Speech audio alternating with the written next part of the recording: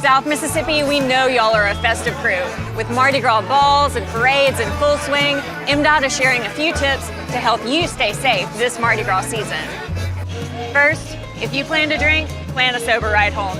You know those Mardi Gras beads won't pay your DUI fees, right? Also, the good times are definitely not rolling when you're stuck in traffic. So download the MDOT Traffic mobile app. Check it before you get on the road to avoid closures and congestion. That way, you can spend more time catching throws and dancing in the street. Parade barricades are there for a reason. If you try to drive around them, you might hit someone, and that someone could be a police officer. Friends, you don't want to hit a police officer. Now, let's talk about pedestrians. Parades attract lots of them.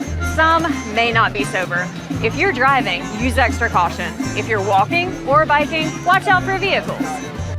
And y'all, night parades call for neon. Take it from the folks with a serious affinity for yellow and orange. You look great in reflective clothing and glow stick accessories. Plus, you'll be more visible to motorists.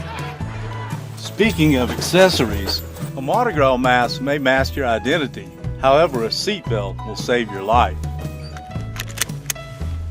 Right now, we know there's a lot of road construction happening, so please respect our crews. They don't get Fat Tuesday off. Make sure you always slow down in work zones.